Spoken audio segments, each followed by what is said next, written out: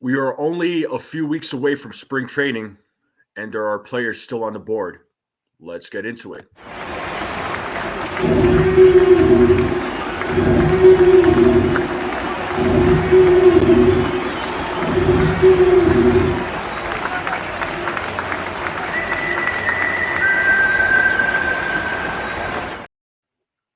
What is going on, everybody? I hope you're all having an amazing Sunday.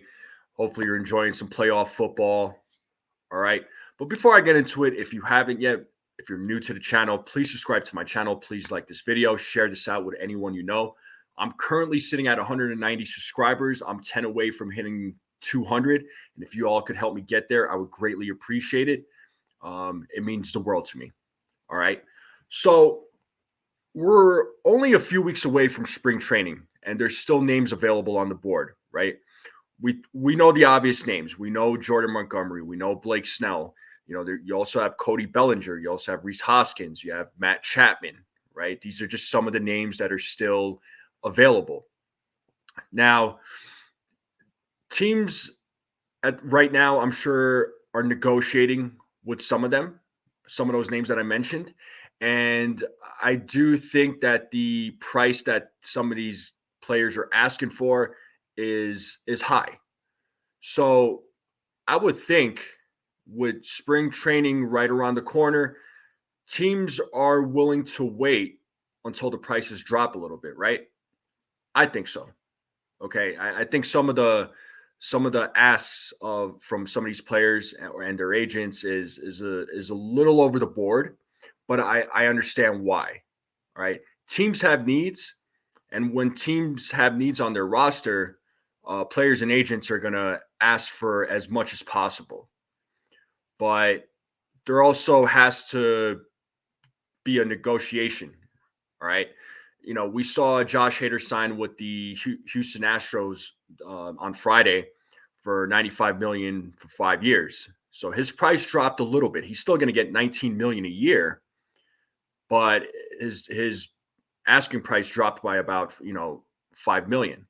If you remember, he was asking for a little over $100 million for 5 years, but that price dropped a little bit, and rightfully so. And it's not to take anything away from Josh Hader. I think he's a great closer, but to give a closer $20 million to me is a little steep. So, that price had to come down at some point, right? And we already heard about Blake Snell. Blake Snell's agent Scott Boras asking for $270 million for 9 years. I don't think any team, especially if a team that's in need of pitching, is going to give into that, right? And I've discussed that before. There's no way that any team is going to fork up that kind of money, especially for a 31-year-old. I understand he's a Cy Young winner. I know he's good at he's a great pitcher, right? But he's 31. Let's not forget. If he was 25, I understand. I get it. Okay, and then the other big name I'll quickly mention too is Cody Bellinger, right? He's still a free agent. So there hasn't really been a lot of talk about Cody Bellinger. And I do think that it's because of the money that he's demanding. So he's definitely demanding over 200 million. I don't know what that exact number is. I know some people out there were predicting like a $264 million deal, which I would, if I'm a GM or an owner of a baseball team, I would be hesitant to give that kind of money up. Yes, he came off of a great year, but he also had other years where he was hit with injuries, and that does affect the player, and how much money he would receive, right? If he didn't have those injuries, if he stayed healthy and he played well like he did this past season, then maybe you can see a team offering him that kind of money. But even then, the prices right now are way too high. And again, I get it from the players and agents perspective, because some teams have needs And so they're going to try and see what they can get out of these teams and and the GMs, right? They're going to try to ask for as much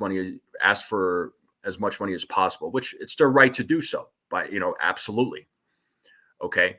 Um, but yeah, the prices in this offseason has been high, right? Just to give a couple of other examples, we saw Luis Severino sign with the Mets for 13 million. Again, my opinion, I think it was a little much.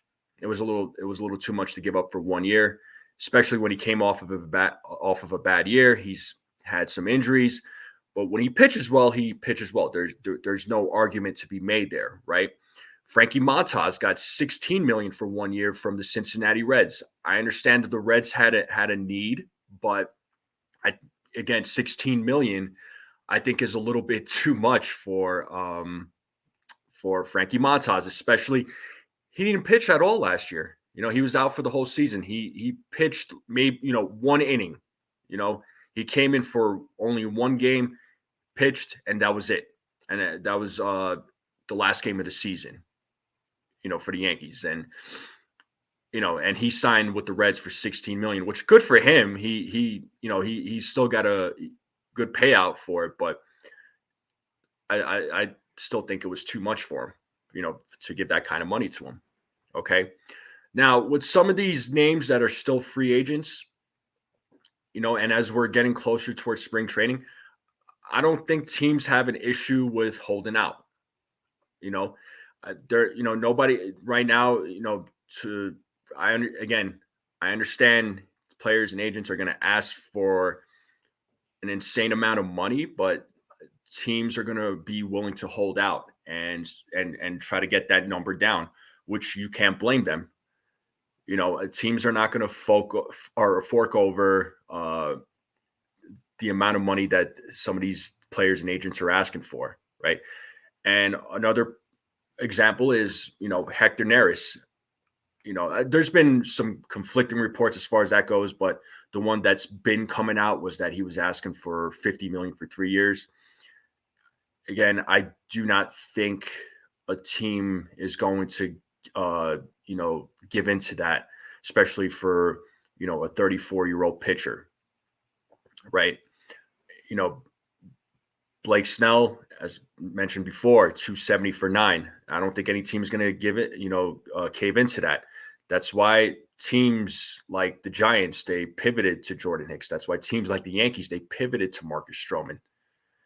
So they're not going to waste any time, and teams are going to pivot to other players. They're going to pivot to other options and see what's a more, friendly deal for them. So I think the price is going to drop. How much, I don't know, but I would think at some point, the players would want to be signed to a team eventually, and I would think that they want to be on a team by the time spring training starts, so that way they're not, scrambling, and their agents are not scrambling and still trying to figure out, okay, where do these guys go? Like, who's going to sign them? That's why I think that the prices have to drop at some point, and not these teams. A lot of these teams are not going to give in to some of the outrageous asks, and we'll just have to see what happens moving forward. All right. But that's all I got for now. I just wanted to share that with all of you. But you all tell me what you think. Do you think the prices are going to drop, or do you think players are going to get what they're asking for? All right. Drop your comments. Let me know whether you agree, disagree, and let's talk about it. All right. And if any news comes out, I'll definitely let you know. So please subscribe to my channel, and I will see you all next time.